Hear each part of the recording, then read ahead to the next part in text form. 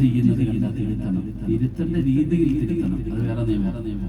ഇപ്പൊ ഞാനൊരു നിങ്ങൾ ഈ സദസ്സിൽ ഇരുന്നുകൊണ്ട് ഒരാളെ തെറ്റ് ചെയ്തു, ഇത്രയും പേരുടെ മുമ്പിൽ ഞാൻ ചങ്ങായി അങ്ങനെ ചെയ്യരുതെന്ന് പറയുന്നത് അതുപോലെ നാണം കെടുത്തുന്നില്ല. എങ്ങനെ പറയാൻ പാടില്ല? തെറ്റ് കണ്ടാൽ തിരുത്തേണ്ട രീതിയിൽ. നിന്റെ വീട്ടിൽ ഒരു ആഘോഷം നടക്കുന്നു, കല്യാണം നടക്കുന്നു, ഇപ്പോഴാ ഗാനമേള, മൈലാഞ്ചി, മണ്ണാങ്കട്ട, അത് ഇതൊക്കെ എന്റെ പൊന്നുമക്കളെ, ഇതൊന്നും ഇവിടെ നടക്കില്ല. പടക്കം പൊട്ടിക്കണമെങ്കിൽ നിന്റെ വീട്ടിൽ പോയി പൊട്ടിച്ചോ. നിനക്ക് എന്തെങ്കിലും ഗാനമേള നടത്തണമെങ്കിൽ അത് നിന്റെ വീട്ടിൽ പോയി ചെയ്യണം. ഇവിടെ പറ്റില്ല. ഇതെന്റെ വീട്, ഞാൻ അധ്വാനിച്ചുണ്ടാക്കിയ വീട്. ഈ വീട്ടിൽ ഞാനാ ഇവിടുത്തെ ഭരണാധികാരി, ഈ വീട്ടിലെ ഭരണാധികാരി ഞാനാ. ഇവിടെ എന്ത് ചെയ്യണമെന്ന് ഞാൻ പറയാം. ഇവിടെ അൽഹംദുലില്ലാഹ് എന്റെ വാപ്പ, സ്വന്തം ഭാര്യ, മക്കളെ ഒരു കാലുണ്ടായിരുന്നെല്ലാം കഴിഞ്ഞ് ഇവിടെ അള്ളാഹുവിനെ പേടിച്ച് അവിടത്ത് മറച്ച് നടന്നാലേ ഞാൻ ഇവിടെ നിൽക്കില്ല. എന്റെ പ്രിയപ്പെട്ടവരെ, പറയണം, തെറ്റ് കണ്ടാൽ തിരുത്തണം. ഭാര്യയും മക്കളും തെറ്റ് ചെയ്യുന്നത് കണ്ടുകൊണ്ട് തിരുത്താതെ മിണ്ടാതെ നടക്കലല്ലോ. പെണ്ണുങ്ങളൊക്കെ പറയുന്നു, ഉസ്താദ് സ്വർഗത്തിൽ പോകണം, സ്വർഗത്തിൽ പോകണം. ഏത് സ്വർഗത്തിലാ പോകണ്ടേ? ഏത് സ്വർഗത്തിലാ പോകണ്ടേ? വയത് കേൾക്കാൻ വരുന്ന പെണ്ണും തലമറച്ചിട്ടുണ്ടോ? ഇപ്പോഴും അവിടെ ഇരിക്കുന്നുണ്ടല്ലോ തലമറച്ചിട്ടുണ്ടോ പെണ്ണുങ്ങൾ? എന്റെ പ്രിയപ്പെട്ട പെണ്ണുങ്ങളെ, അള്ളാന്റെ റസൂലിന്റെ പൊന്നാര മകളായ ഫാത്തിമ ബീവി റളിയല്ലാഹു തആല അൻഹയാ നിന്റെ മുമ്പിൽ നാളെ സ്വർഗത്തിൽ പോകുന്നത്. ആ ഫാത്തിമ ബീവിയുടെ പുറകിൽ നിന്നാ നീ പോകേണ്ടത്. ആ ഫാത്തിമ ബീവി റളിയല്ലാഹു തആല അൻഹ മരിക്കുന്നതിന് മുമ്പ് ഭർത്താവായ അലിയാർ നിങ്ങളോട് പറഞ്ഞു അത്രേ, ഞാൻ മരിച്ച രാത്രിയിൽ അടക്കണം, പകലടക്കരുത്. ഞാൻ മരിച്ചു കഴിഞ്ഞാൽ എന്റെ ജനാസ രാത്രിയിൽ അടക്കാവൂ, പകലടക്കരുത്. എന്തേ ഫാത്തിമ രാത്രി അടക്കാൻ പറയുന്നത്? എന്താ? ഫാത്തിമ ബീവി റളിയല്ലാഹു തആല എന്നൊക്കെ പറഞ്ഞു അത്രേ, എന്നെ വെള്ള തുണിയിൽ പൊതിഞ്ഞിട്ട് ആ മയ്യത്ത് ഇങ്ങനെ കൊണ്ടുപോകുന്ന സമയത്ത് ആണുങ്ങളല്ലേ മയ്യത്ത് പൊതിയുന്നത്, മയ്യത്ത് ചുമക്കുന്നത്, ഖബറടക്കുന്നത് ആണുങ്ങളല്ലേ. അപ്പൊ എന്റെ ജനാസ കൊണ്ടുപോകുന്ന സമയം എന്റെ ശരീരത്തിന്റെ വടിവുകൾ അവര് കാണും. എനിക്കത് ഇഷ്ടമല്ല.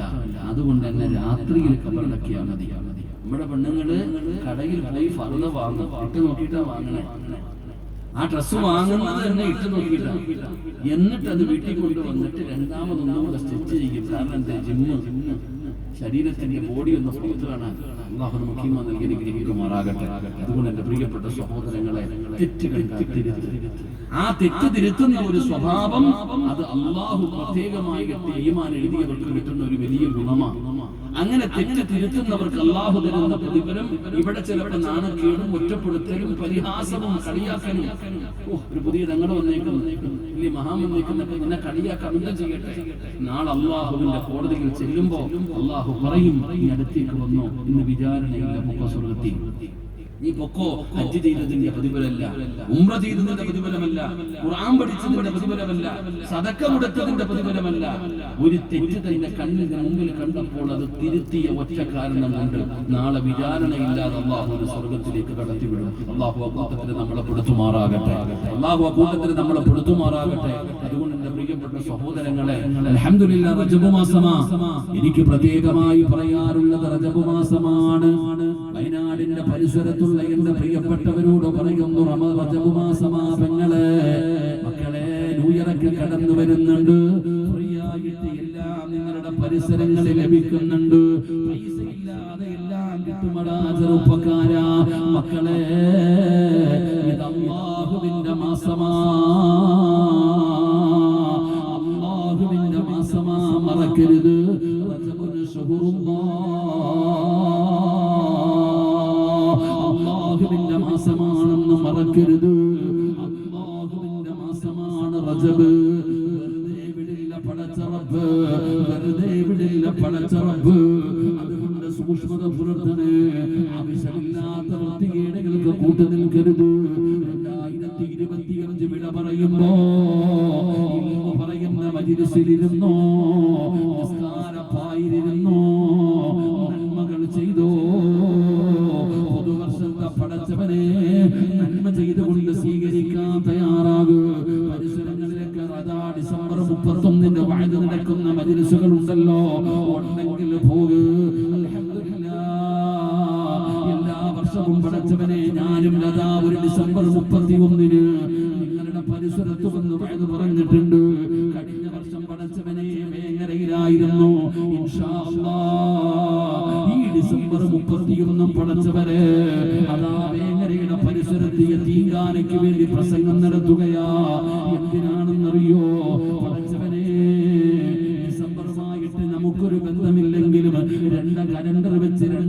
2026 കടക്കുമ്പോ ലോകം മുഴുവനും തെറ്റിന് വേണ്ടി നടക്കുമ്പോ അല്ലാഹുവേ എന്തെങ്കിലും ഒരു നന്മ ചെയ്യണമല്ലോ. അതുകൊണ്ടാണ് സഹോദരങ്ങളെ വഅലിന്റെ മജ്‌ലിസുകൾ വെക്കുന്നത്. എല്ലാവരും പടച്ചവന് നന്മയിലായിട്ട് നിങ്ങളുടെ സമയം ചെലവഴിക്കണേ. അതുകൊണ്ട് എന്റെ പ്രിയപ്പെട്ടവരോട് പറയുകയാണ്, ഉമർ നിങ്ങൾ ആഗ്രഹിച്ചത് നല്ല ചെറുപ്പക്കാരെയാണ്, നല്ല ചെറുപ്പക്കാരെയാണ്. അൽഹംദുലില്ലാഹ് സഹചാരികളെ നിങ്ങളുടെ നാട്ടിലെ ചെറുപ്പക്കാര് അവര് വഅദ വെക്കുന്നത്, അവര് നിങ്ങളുടെ മുമ്പിൽ വരുന്നത് നിങ്ങളെ കെട്ടിക്കാനല്ല, വീട് വെക്കാനല്ല, മരുന്ന് വാങ്ങാനല്ല, അവർക്ക് ഭക്ഷണം കഴിക്കാനല്ല. അവര് വരുന്നത് എന്തിനെന്നറിയോ? പാവപ്പെട്ടവർക്ക് വേണ്ടിയാണോ? രോഗികൾക്ക് വേണ്ടിയാണോ? ഇന്ന് പടച്ചവനെ ഭക്ഷണം കഴിക്കുന്ന മൻസൂറിന്റെ വീട്ടിൽ നിന്നിറങ്ങുമ്പോ ആ ചെറുപ്പക്കാര് പറഞ്ഞു, ഉസ്താദേ ഞങ്ങൾ ഒരുപാട് നല്ല കാര്യങ്ങൾ ചെയ്യുന്നവരാ, ഞങ്ങൾ ഒരുപാട് നല്ല കാര്യങ്ങൾ ചെയ്യുന്നവരാ, ഞങ്ങൾ പാവങ്ങളെ സഹായിക്കുന്നവരാ. ഈ പരിപാടികളെ ചിലവ് കഴിഞ്ഞ് കിട്ടിയാലും അത് പാവങ്ങൾക്ക് കൊടുക്കാനുള്ളതാണ്. വീൽചെയർ വാങ്ങിക്കൊടുക്കാമല്ലോ, ബെഡ് വാങ്ങിക്കൊടുക്കാമല്ലോ, ഓക്സിജൻ സിലിണ്ടർ പടച്ചവനെ തണുപ്പ് വല്ലാതെ കൂടിയ നാടാണല്ലോ. പടച്ചവനെ പലരും വല്ലാതെ പ്രയാസപ്പെടുകയാണ്. ഉസ്താദേ ഞങ്ങൾക്ക് ഓക്സിജൻ സിലിണ്ടർ വേണം. പടച്ചവനെ രോഗികൾ ഒരുപാട് പേരുണ്ട്, ശ്വാസം മുട്ടുകൊണ്ട് പ്രയാസപ്പെടുന്നവരുണ്ട്, അലർജി കാരണം ബുദ്ധിമുട്ടുന്നവരുണ്ട്. എന്റെ പ്രിയപ്പെട്ടവരെ ഉസ്താദേ ഞങ്ങൾക്ക് അവരെയൊക്കെ സഹായിക്കണമെന്നാണ് ആഗ്രഹം. പക്ഷേ 10-30,000 രൂപ വേണം ഒരെണ്ണം വാങ്ങണമെങ്കിൽ. പടച്ചവനെ ആ മക്കളുടെ ആഗ്രഹം അതാടോ. മക്കളെ വെറുതെയാകില്ല. കള്ളും കഞ്ചാവും മയക്കുമരുന്നിന്റെയും പുറകെ നടക്കുന്ന യുവത്വത്തിന്റെ നടുവില് നിങ്ങൾ പാവപ്പെട്ട രോഗികൾക്ക് വേണ്ടി നിങ്ങളുടെ സമയം മാറ്റിവെച്ചവരാണ്. അത് വെറുതെയാകില്ല. ഈ ചെറുപ്പക്കാരോട് പറയുകയാണ്, മക്കളെ ഒറ്റക്കെട്ടായി നിൽക്കടാ ചെറുപ്പക്കാരാ. സ്നേഹത്തോടെ ആരൊക്കെ എന്ത് പറഞ്ഞാലും അല്ലാഹു രണ്ട് ചെവിതന്നതും ഒന്ന് കേൾക്കാനും ഒന്ന് കളയാനുമാ. മോനെ നിങ്ങളെ കുറിച്ച് ആൾക്കാരെന്തും പറയട്ടെ, അൽഹംദുലില്ലാഹ് പടച്ചറബിന്റെ തൃപ്തി കരുതി കെട്ടി ഇറങ്ങ ചെറുപ്പക്കാരാ. അല്ലാഹു തരുന്ന പ്രതിഫലം എന്തെന്നറിയോ? ചിലപ്പോൾ ഒറ്റപ്പെടുത്താം, ചിലപ്പോൾ നിങ്ങളെ പരിഹസിക്കാം, പലപ്പോൾ നിങ്ങളെ കുറിച്ച് അപവാദങ്ങൾ പറയാ. തടർന്നു പോകരുത് മക്കളെ. എല്ലാവരും നിങ്ങളെ കുറിച്ച് നല്ലത് പറയുന്ന ഒരു സമയമുണ്ട്. എപ്പോഴാണെന്നറിയോ? ഇവിടുത്തെ പള്ളിയുടെ മിനാരത്തിൽ ഒരു ദിവസം വിളിച്ചു പറയുക, ഇന്നാ ലില്ലാഹി വ ഇന്നാ ഇലൈഹി റാജിഊൻ. മരണവാർത്ത വിളിച്ചു പറയുന്ന ഒരു ദിവസമുണ്ടോ? അന്ന് നാട്ടുകാര് മുഴുവനും എന്റെ വീട്ടിലേക്ക് കടന്നു ചെല്ലുമ്പോ മുഖത്തിട്ടിരിക്കുന്ന വെള്ള തുണി ഉയർത്തുമ്പോ ചിരിക്കണം ചെറുപ്പക്കാരാ. മയ്യത്ത് കാണാൻ വരുന്നവരുടെ മുഖത്ത് നോക്കിയിട്ട് ചിരിക്കാൻ പറ്റണം ചെറുപ്പക്കാരോ. അതിനുള്ള വഴിയാണോ? അതിനുള്ള വഴിയാണോ? അല്ലാഹു തന്ന സമയം പടച്ചവനെ രോഗികൾക്ക് വേണ്ടി, പാവങ്ങൾക്ക് വേണ്ടി, യതീമീങ്ങൾക്ക് വേണ്ടി, ഒരു നേരത്തെ അന്നം കഴിക്കാൻ വകയില്ലാത്ത പാവങ്ങൾക്ക് വേണ്ടി നിങ്ങളുടെ സമയം നിങ്ങൾ മാറ്റിവെക്കുന്നല്ലോ. നഷ്ടമാകില്ല സഹോദരാ. അല്ലാഹു ദുനിയാവിൽ തരുന്ന പ്രതിഫലമാണ് പറഞ്ഞത്. നിങ്ങളുടെ മുമ്പിലേക്ക് കടന്നു വന്നപ്പോ അല്ലാഹു തന്നതിൽ നിന്ന് അല്പം കൊടുത്തില്ലേ? നഷ്ടമാകില്ല ഉപ്പാ, നഷ്ടമാകില്ല പെങ്ങളെ. അല്ലാഹു നിനക്ക് തരുന്നത് നല്ല മരണമാ. പ്രതിഫലം എപ്പോഴാ കാണുന്നതെന്നറിയോ? ആരാ ഒരു ഓക്സിജൻ സിലിണ്ടർ വാങ്ങിക്കൊടുക്കുന്നത്, ഒരു വീൽചെയർ വാങ്ങിക്കൊടുക്കുന്നത്, ഒരു ബെഡ് വാങ്ങിക്കൊടുക്കുന്നത്? ആരുടെയും പേരെഴുതി വെക്കാറില്ല, ഫ്ലക്സ് വെക്കാറില്ല, പേര് വിളിച്ചു പറയാറില്ല. വാട്സപ്പിലൂടെ പ്രത്യേകമായിട്ട് പ്രചരണമൊന്നുമില്ല. നീ കൊടുത്തതാരും അറിഞ്ഞില്ല, നീ കൊടുത്തതാരും അറിഞ്ഞില്ല. എന്നാൽ അല്ലാഹു നിനക്ക് പ്രതിഫലം തരുന്നത് എപ്പോഴെന്നറിയോ?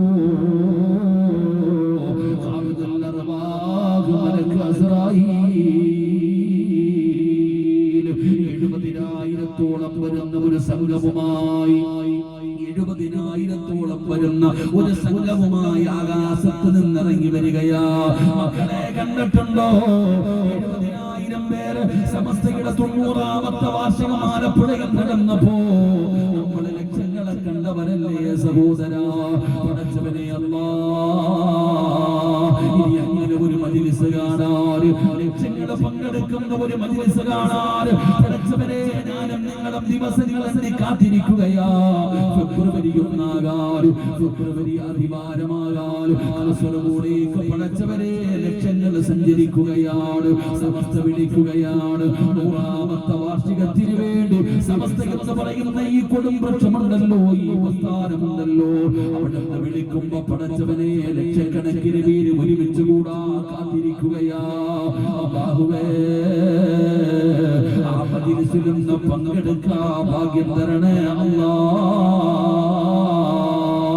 എന്റെ പ്രിയപ്പെട്ടവരോട് പറയുകയാ, എന്റെ പ്രിയപ്പെട്ടവര്, അല്ലാഹുവേ, അതാ 70,000 മലക്കുകൾ ഇറങ്ങി വരുന്ന ഒരു രംഗമുണ്ട്. ഫകശഫിനാ അൻഗരിതാക ഫബസറുകൽ യൗമ ഹദീദ്. ആകാശലോകത്ത് നിന്ന് 70,000-ഓളം വരുന്ന ഒരു സംഘവുമായി അസ്റായീൽ എന്ന് പറയുന്ന മലക്ക് റൂഹ് പിടിക്കുന്നതിന് വേണ്ടി വരുന്ന രംഗമുണ്ടല്ലോ. കാണും ചെറുപ്പക്കാരാ, കാണും മങ്ങള്, അവസാനം റൂഹ് പിടിച്ച് തൊണ്ടകുഴിയുടെ ഭാഗത്തേക്ക് കടന്നു വരുമ്പോ എല്ലാ മലക്കുകളും നമ്മുടെ കൈകാലുകൾ പിടിച്ചു വെക്കുകയാണ്. ഇനി തൊണ്ടകുഴിയിൽ നിന്ന് റൂഹ് വലിച്ചെടുക്കാൻ പോവുകയാണ്. വല്ലാത്ത വേദനയാ, വല്ലാത്ത വേദനയാ. ഈ ലോകം തന്നെ പടയ്ക്കാൻ കാരണക്കാരനായ അസ്റഫുൽ ഖൽഖ് നബി മുഹമ്മദ് മുസ്തഫ സല്ലല്ലാഹു അലൈഹി വസല്ലമ തങ്ങളെ പോലും ആ സമയത്തെ വേദന സഹിക്കാൻ കഴിയാതെ അവിടുന്ന് പറഞ്ഞു, അസ്റായീലേ, വേദനിക്കുന്നു അസ്റായീൽ, വേദനിക്കുന്നു അസ്റായീൽ, ഒന്ന് പതുക്കെ പിടിക്കുമോ അസ്റായീൽ. അറിയില്ല നബിയേ, അറിയില്ല നബിയേ,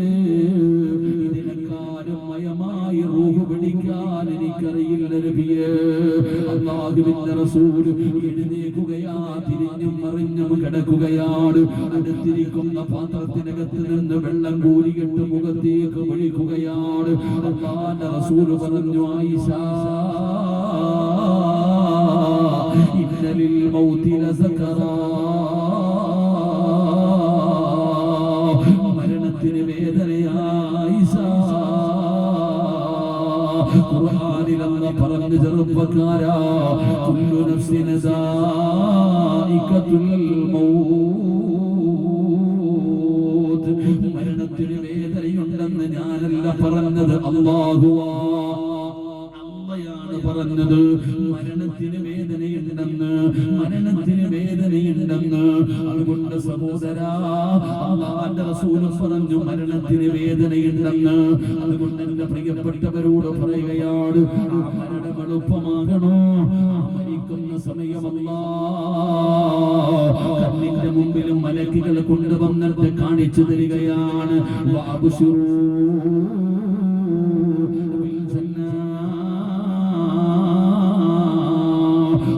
ഇങ്ങനെ കാണിച്ചു തരും ബാപ്പാ. ഈ പാവപ്പെട്ട രോഗികൾക്ക് സഹായവുമായി നിങ്ങൾക്ക് അല്ലാഹു തന്നതിൽ നിന്ന് അല്പം നിങ്ങൾ കൊടുക്കാൻ തയ്യാറായാൽ അല്ലാഹു നിങ്ങൾക്ക് തരുന്ന പ്രതിഫലമാ സഹോദരാ. ശരീരത്തിൽ ഇപ്പൊ ലക്ഷക്കണക്കിന് രൂപയുടെ സ്വർണ്ണമിട്ടാ നിങ്ങൾ ഇരിക്കുന്നത്. ഒരു ക്യാൻസർ രോഗിക്ക് വേണ്ടി, ഡയാലിസിസ് ചെയ്യുന്ന ഒരു രോഗിക്ക് വേണ്ടി എത്ര പൈസയാണ് ചെലവഴിക്കുന്നതെന്നറിയോ? അറിയില്ല പെങ്ങള്. ആഴ്ചയിൽ 3-4 ഡയാലിസിസ് ചെയ്യുന്നവരുണ്ടല്ലോ. പടച്ചവനെ, എന്റെ കൂടെ സിഹീർ ബദരി എന്ന് പറയുന്ന നിങ്ങളുടെ നാട്ടുകാരനായ ഒരു പ്രിയപ്പെട്ട ഉസ്താദ് ഉണ്ട്. ഒരിക്കൽ ഞാൻ അദ്ദേഹത്തിന്റെ വീട്ടിലിരിക്കുമ്പോ ഒരു ചെറുപ്പക്കാരൻ കടന്നു വന്നു. ഉസ്താദേ, മാനന്തവാടിയുടെ പരിസരത്ത് നിന്ന് വന്ന ചെറുപ്പക്കാരനാണ്. ഉസ്താദേ, നിങ്ങളുടെ വയല് കേൾക്കാറുണ്ട്, വല്ലാത്ത ഇഷ്ടമാണ്, വല്ലാത്ത ഇഷ്ടമാണ്. പടച്ചവനെ ഉസ്താദേ, ഞാൻ ഡയാലിസിസ് ചെയ്യുകയാണ്, കിഡ്നി രോഗിയാണ്. വിവാഹ ഭാഗം പോലും കഴിക്കാത്ത ആ ചെറുപ്പക്കാരന്റെ സംസാരം കേട്ടപ്പോ വല്ലാത്ത സങ്കടം വന്നടോ. പെട്ടെന്ന് ചോദിച്ചു, എന്തേ നിങ്ങൾ മാറ്റിവെച്ചില്ലേ, എന്തേ നിങ്ങൾ മാറ്റിവെച്ചില്ലേ, ഒന്ന് പരിശ്രമിച്ചുകൂടായിരുന്നു?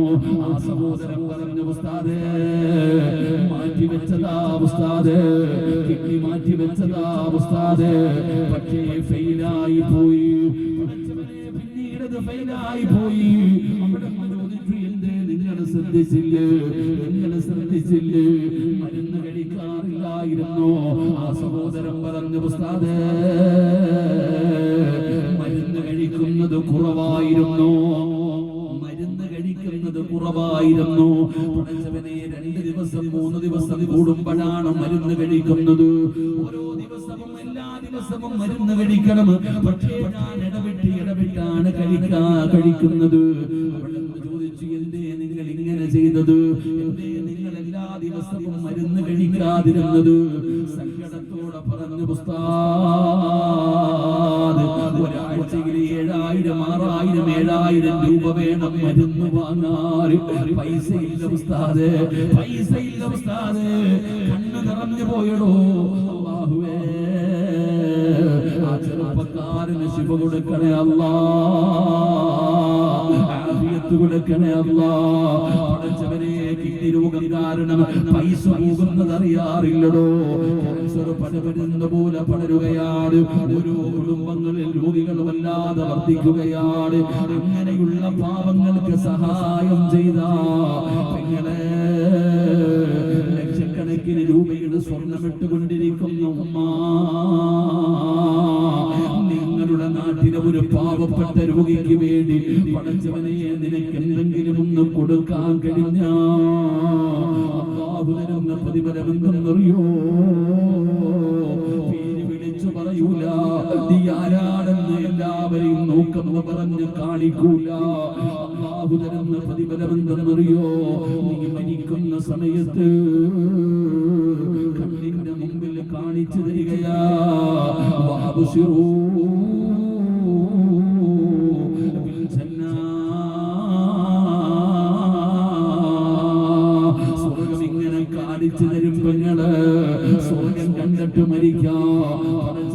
എന്തെല്ലാം രോഗങ്ങളാണോ അതാ എന്റെ പള്ളിയുടെ പരിസരത്ത് ഈരാറ്റുപെട്ടയോ കാഞ്ഞിരപ്പള്ളിയിലോ ഉള്ള ഒരു സഹോദരന് പൊട്ടിക്കിടന്നുകൊണ്ട് പറഞ്ഞു, ഉസ്താദേ എനിക്കും മഞ്ഞപ്പിത്തമാണ്, 8.5 മാസമായി ഞാൻ റൂമിന്റെ അകത്ത് ഒറ്റയ്ക്കാ, മരുന്ന് കഴിച്ചിട്ട് രോഗം മാറുന്നില്ല ഉസ്താദേ, ഞാൻ പടരുന്നത് കാരണം എന്നെ റൂമിന്റെ അകത്ത് അടച്ചിട്ടിരിക്കുകയാണ്.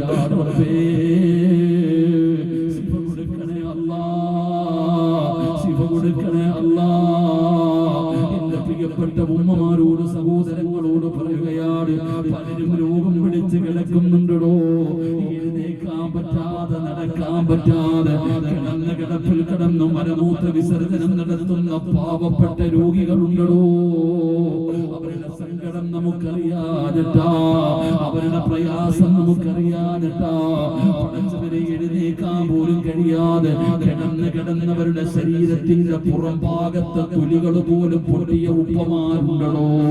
അല്ലാഹുവേ അങ്ങനെയുള്ള രോഗികൾക്ക് നീ ശിഫ കൊടുക്കണേ അല്ലാ. അതുകൊണ്ട് ഈ മജ്‌ലിസിലിരിക്കുന്നവരോട് പറയുകയാണ്, നിങ്ങളിൽ ആർക്കെങ്കിലും കഴിയുമോ പടച്ചവരെ,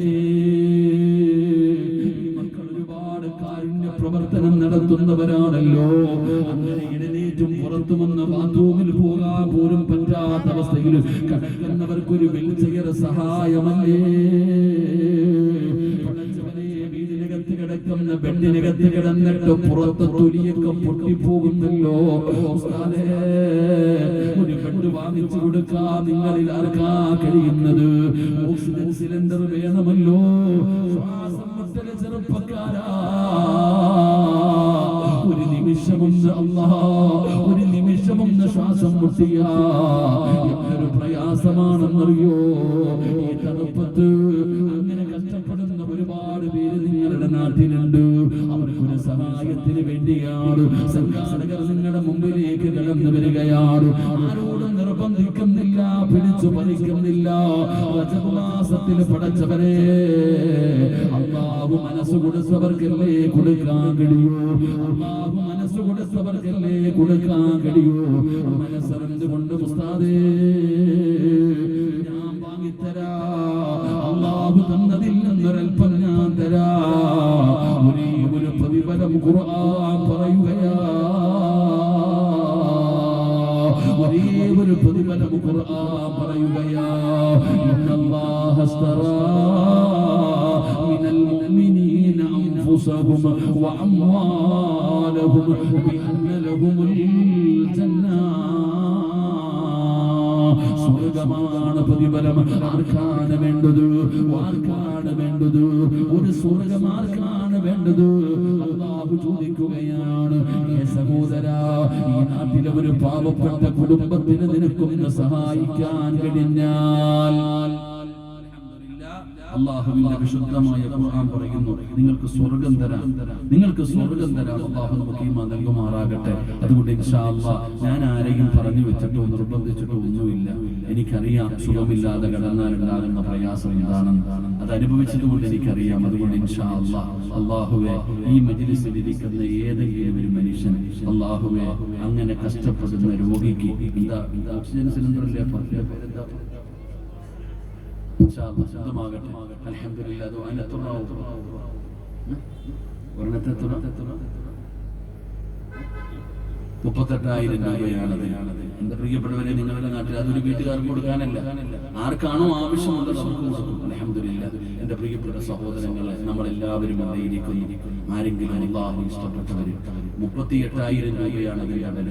ഒരുമിച്ച് വാങ്ങിച്ചു കൊടുക്കാൻ പറ്റുന്നവർക്ക് അങ്ങനെ.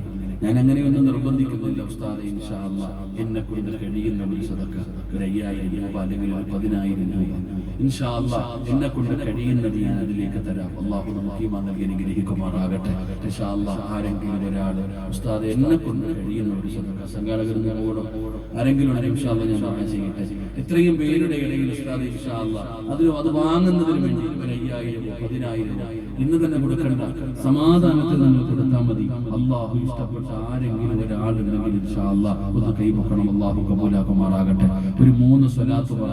അല്ലാഹു ഇഷ്ടപ്പെട്ട, ഞാൻ പറഞ്ഞല്ലോ ഇവിടെ അല്ലാഹ് തിരഞ്ഞെടുക്കും. നിങ്ങൾ വിചാരിക്കണ്ട പൈസ വല്ലതും ഉണ്ടാതെ ഇരിക്കും, വാടക വീട്ടിൽ കിടക്കുന്നവൻ കൊടുക്കും. അത് അല്ലാഹ് കൊടുക്കുന്ന മനസ്സാണ്. കാരണം 1 രൂപ സദഖ